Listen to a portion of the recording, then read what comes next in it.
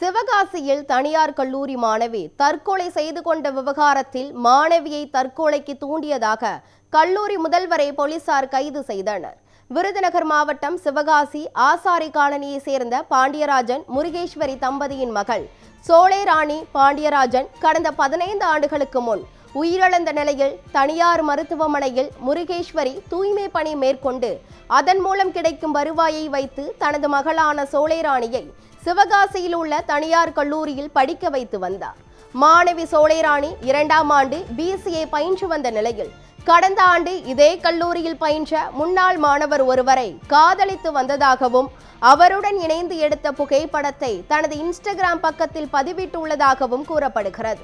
இந்த புகைப்படம் சக மாணவ மாணவியர் மத்தியில் வைரலானதன் தொடர்ச்சியாக கல்லூரி முதல்வரின் உதவியாளர் மணிமாறன் மூலமாக கல்லூரி முதல்வரின் பார்வைக்கு வந்து உள்ளது.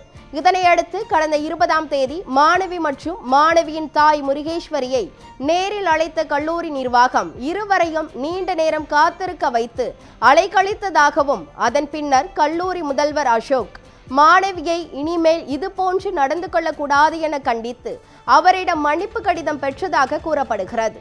இதனையடுத்து வீட்டிற்கு சென்ற மாணவி சோலைராணியை அவரது தாய் முருகேஸ்வரியும் கடுமையாக கண்டித்து வருந்தியதால் மனம் உளைச்சலடைந்த மாணவி சோலைராணி 20ஆம் தேதி இரவு வீட்டில் வைத்து தூக்கிட்டு தற்கொலை செய்து கொண்டதாக கூறப்படுகிறது.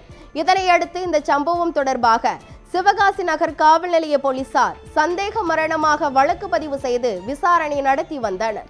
இதனிடையே மாணவியின் காதலை கண்டிப்பதாக அவரை மன உளைச்சலாக்கி தற்கொலைக்கு தூண்டியதாக கல்லூரி முதல்வர் அசோக் முதல்வரின் உதவியாளர் மணிமாறனுக்கு மாணவியின் புகைப்படத்தை அனுப்பிய சக மாணவி மீது சட்ட நடவடிக்கை எடுக்க வலியுறுத்தியும் மாணவியின் குடும்பத்தினருக்கு இழப்பீடு வழங்க வலியுறுத்தியும் கல்லூரி மாணவர்கள் கடந்த 23ஆம் தேதி காலை முதல் மாலை வரை கல்லூரி நுழைவாயில் முன்பாக அமர்ந்து தர்ணா போராட்டத்தில் ஈடுபட்டனர்.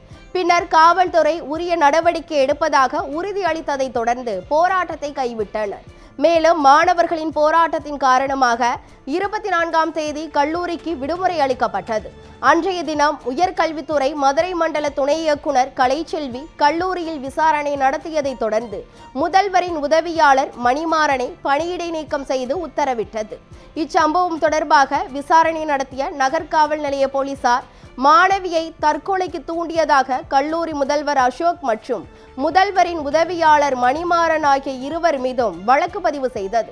முதல்வர் அசோக்கை கைது செய்து சிவகாசி குற்றவியல் நீதித்துறை நடுவர் நீதிமன்ற நீதிபதி சுனில் ராஜாவிடம் ஆஜர்படுத்தப்பட்ட நிலையில் அவரை நீதிபதி ஜாமீனில் விடுவித்தார்.